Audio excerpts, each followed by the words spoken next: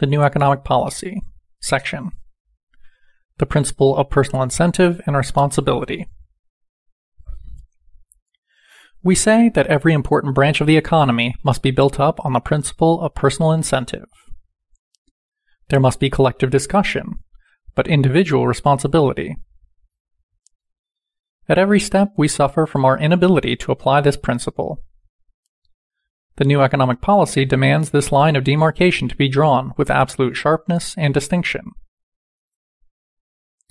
When the people found themselves under new economic conditions, they immediately began to discuss what would come of it, and how things should be reorganized.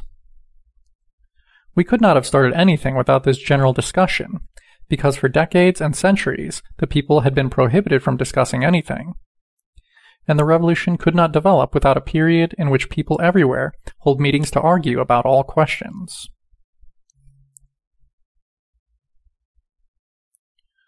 This has created much confusion. This is what happened. This was inevitable. But it must be said that it was not dangerous.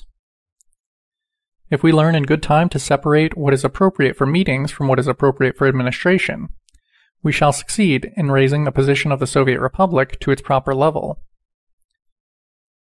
Unfortunately, we have not yet learned to do this, and most congresses are far from businesslike. In the number of our congresses, we excel all other countries in the world. Not a single democratic republic holds as many congresses as we do, nor could they permit it. We must remember that ours is a country that has suffered great loss and impoverishment, and that we must teach it to hold meetings in such a way as to not confuse, as I have said, what is appropriate for meetings and what is appropriate for administration. Hold meetings, but govern without the slightest hesitation. Govern with a firmer hand than the capitalists governed before you. If you do not, you will not vanquish him.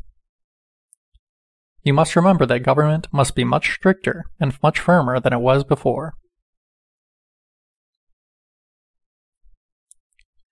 After many months of meetings, the discipline of the Red Army was not inferior to the discipline of the Old Army. Strict, stern measures were adopted, including capital punishment, measures that even the former government did not apply. Philistines wrote and howled, quote, "The Bolsheviks have introduced capital punishment." Our reply is, yes, we have introduced it and have done so deliberately.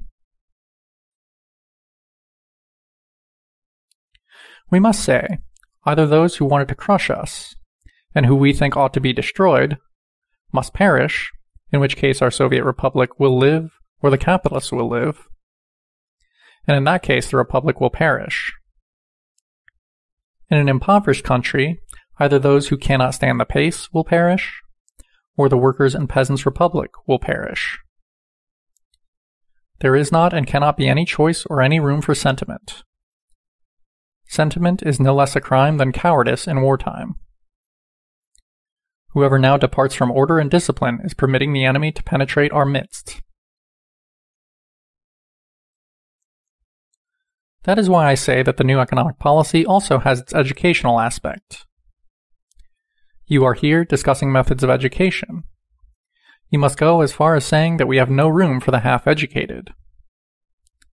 When there is communism, the methods of education will be milder. Now, however, I say education must be harsh, otherwise we shall perish. End section.